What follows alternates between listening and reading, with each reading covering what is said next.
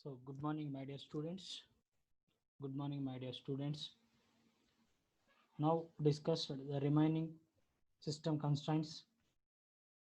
The last classes discussed constraints.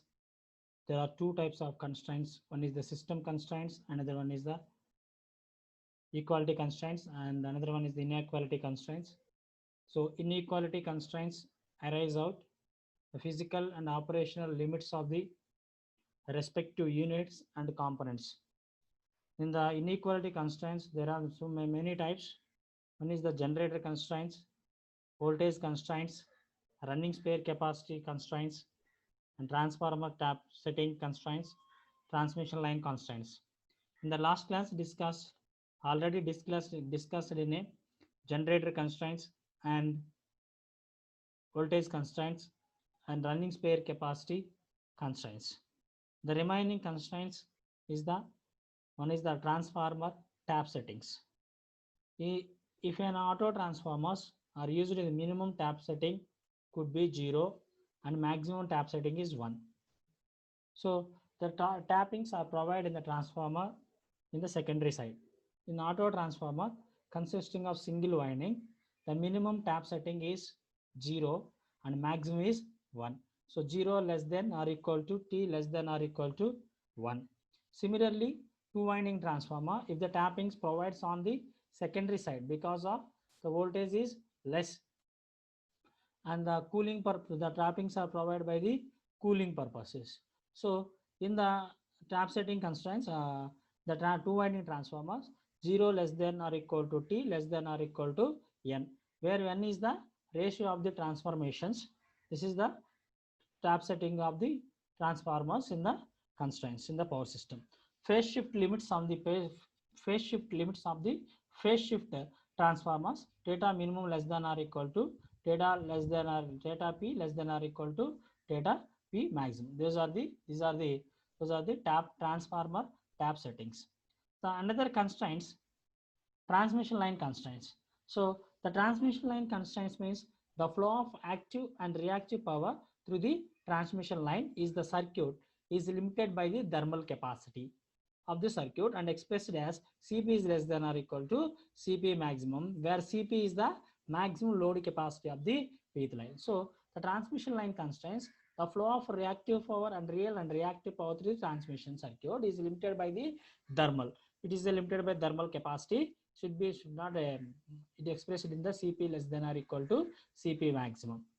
The maximum load Cp means Cp maximum is the maximum load capacity of the line. This is the different types of constraints in the equality inequality constraints in the power system in the thermal plant. The next topic is input and output characteristics. Those are the different types of characteristics to analyze the thermal power plant. The first one is the input and output characteristics. Input and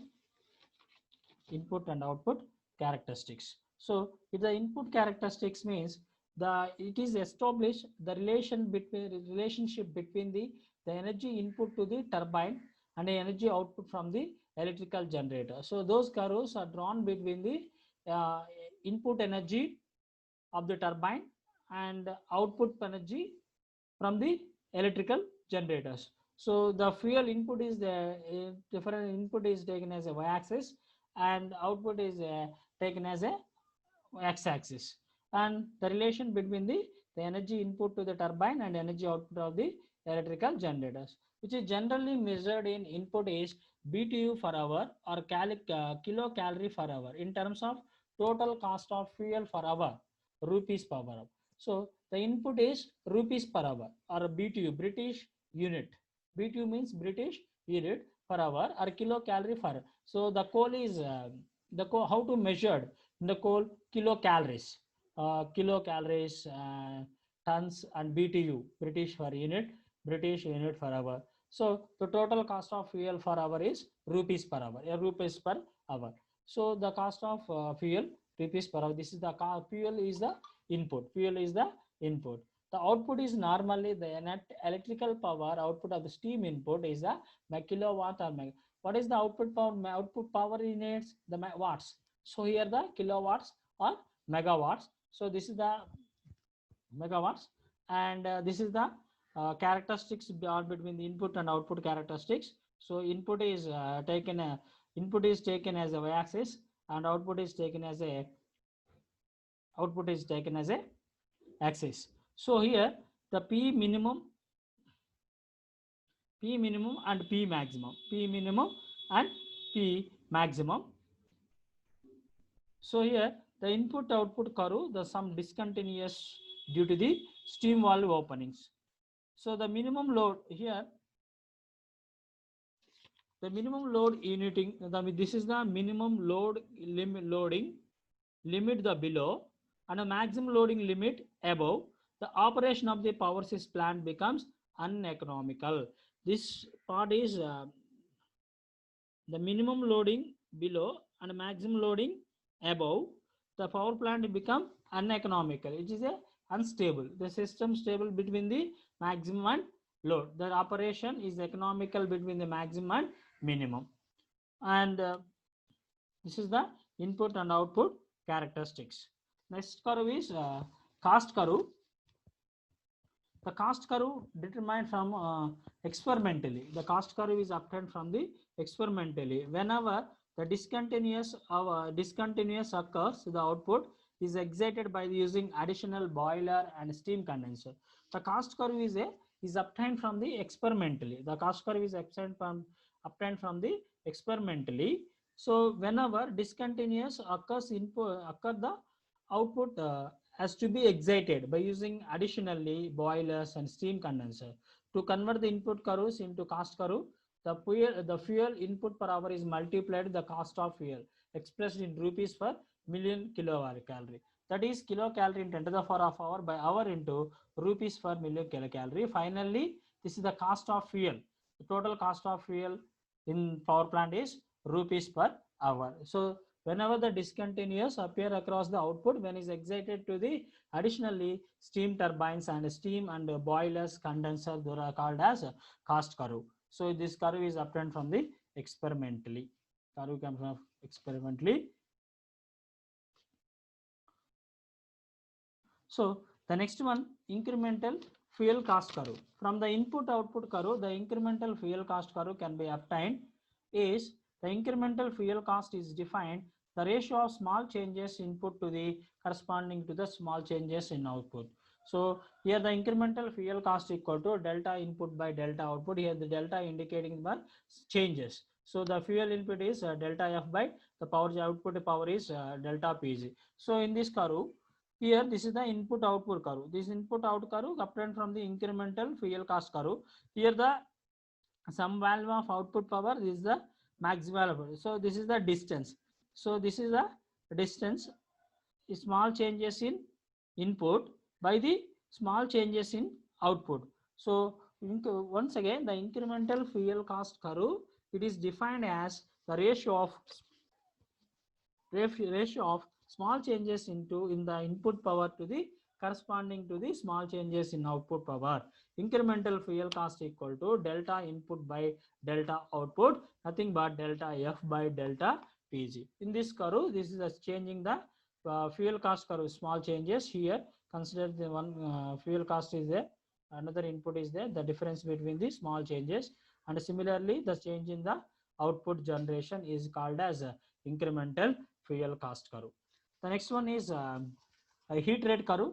The heat rate curve characteristics obtained from the plot of the net heat rate in BTU for kilowatt hour or kilocalorie kilowatt hour versus power output in the shown figure. Heat rate curve.